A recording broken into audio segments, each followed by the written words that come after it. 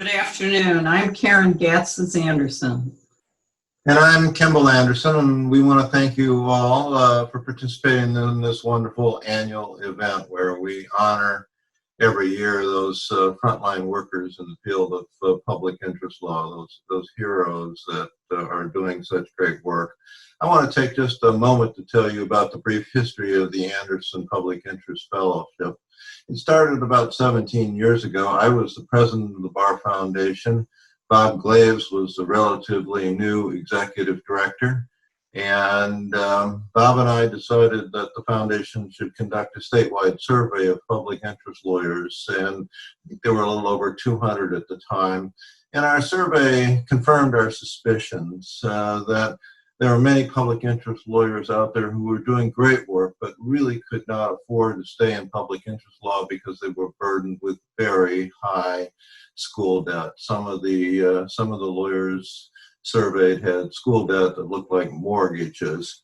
And this was causing a lot of turnover in the public interest field in Illinois. So we decided to do something about it. Bob and Karen and I conferred, and we launched the Anderson Public Interest Fellowship about 17 years ago. And so every year we award a fellow with a $50,000 grant. The grant is spread over 5 years.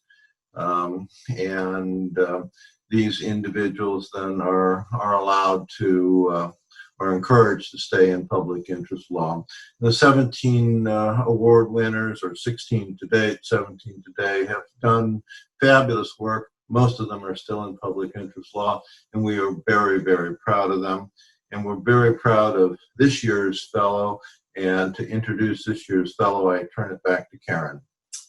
Hi, we're so pleased to present this year's award to Martin Cozzola. He is a staff attorney at Chicago Volunteer Legal Services, where he served as an intern during his 2 summers of law school, and has been there throughout his entire career for the last 5 years.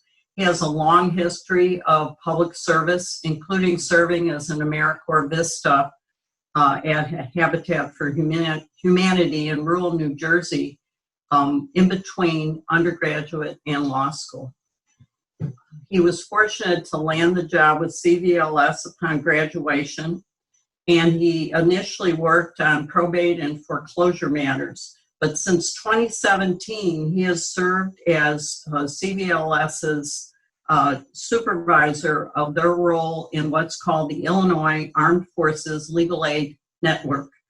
AFLAN involves numerous agencies. It's a coordinated effort. Martin's supervisor at AFLAN said that even among a distinguished group of lawyers working at various agencies, that Marty's work really stands out. They work with an intake team to conduct interviews of veterans and to facilitate referrals for them to quality legal representation for those who have served our country. Martin is a very worthy recipient, and we're really pleased that he is this year's Anderson Fellow.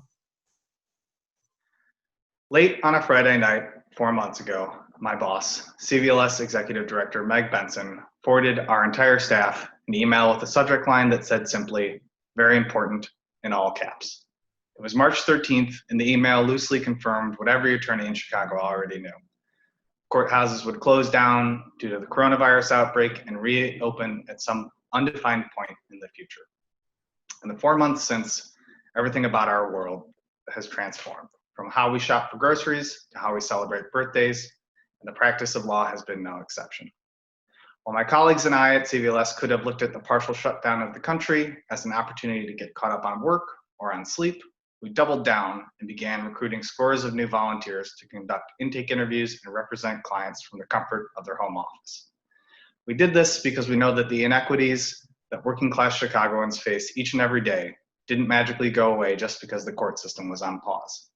Rent is still due, children still need to be fed and cared for, and the elderly need help planning for the worst.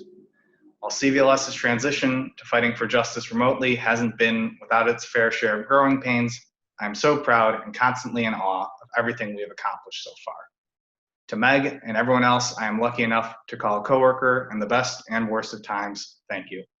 I cannot imagine navigating these first 5 years of practicing, let alone being selected for this fellowship, without your support. Mom, Dad, I would not be the man I am, nor the attorney I am today without your constant love and mentorship.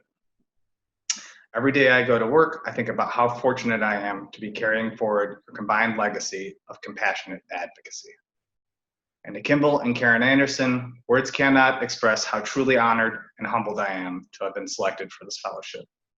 In the past 5 years, I have had the privilege to learn from and work alongside countless amazing legal aid attorneys, including many previous recipients of this fellowship. I cannot believe that I now have the opportunity to follow in their footsteps in the midst of a global pandemic, thanks to your unyielding generosity and commitment to public interest. From the bottom of my heart, thank you.